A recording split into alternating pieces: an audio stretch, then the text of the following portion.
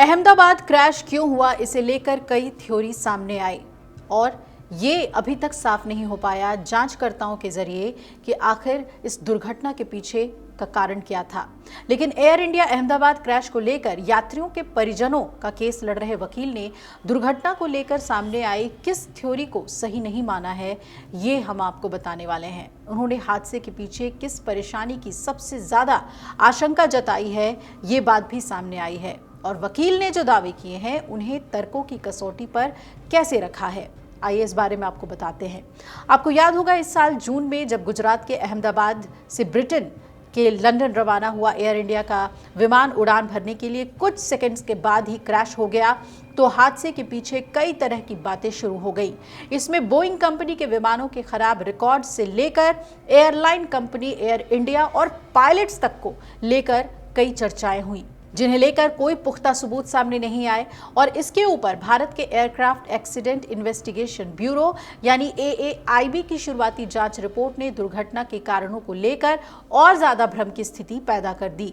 अब air India crash में अपने करीबियों को गंवाने वाले परिवारों की तरफ से केस लड़ रहे वकील ने घटना की वजह को लेकर एक ऐसा दावा किया है जिससे दुर्घटना के कारणों से जुड़ा एक नया एंगल सामने आया है।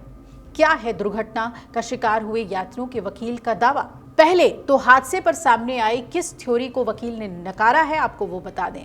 विमान निर्माता कंपनी बोइंग के खिलाफ केस में मृत यात्रियों के परिजन के केस को देख रहे माइक एंड्रयूज ने उन सभी दावों को खारिज कर दिया है जिसमें कथित तौर पर यात्री विमान के पायलटों पर ईंधन नियंत्रण को जानबूझकर या गलती से बंद करने की बात कही गई।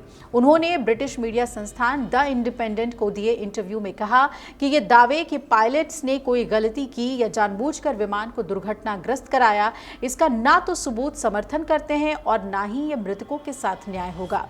एंड्रयूज के मुताबिक बोइंग का विमान पहले से ही कुछ अन्य समस्याओं से जूझ रहा था, खासकर अपने पानी स्टोरेज की प्रणाली को लेकर। जी हाँ, ये चौंकाने वाला तथ्य सामने आया है। इस प्रणाली से बोइंग अपने यात्रियों और क्रू के सदस्यों के लिए सुरक्षित और पीने योग्य पानी मुहैया कराने का दावा करता है।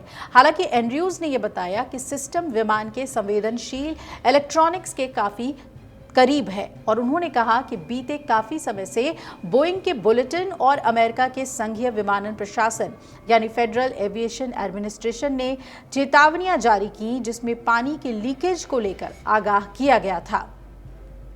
अब माइक एंड्रयूज के मुताबिक विमान में पानी की लाइनों को जोड़ने वाली कपलिंग उन्होंने खुद खरीदी है और ये सरल से उपकरण हैं जो कि दो लाइनों को थामे रहते हैं। उन्होंने दावा किया कि इस कपलिंग का एक हिस्सा ढीला पड़ सकता है और इससे कुछ समय बाद ही पानी की लीकेज शुरू हो सकती है।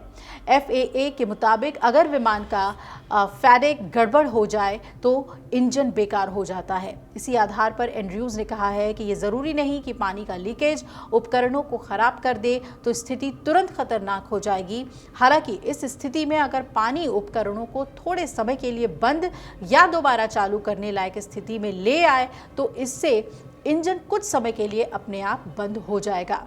उन्होंने कहा कि अहमदाबाद में हमने देखा कि विमान के दोनों इंजन एक साथ बंद हो गए या उसने कुछ ही सेकंड्स के अंतराल में उड़ान भरने की ताकत खो दी। ये अपने आप में अनोखी बात है। ऐसे में पानी का उन उपकरणों तक पहुंचना और सिस्टम का खराब हो जाना इसकी वजह हो सकती है।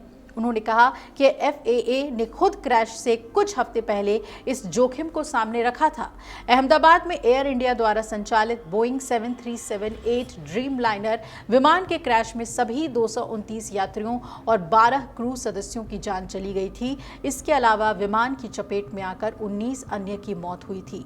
लेकिन अब वकील ने जो तथ्य सामने रखे हैं कि वाटर लीकेज की वजह से ये दुर्घटना हो सकती है, ये अपने आप में चौंकाने वाला तथ्य है।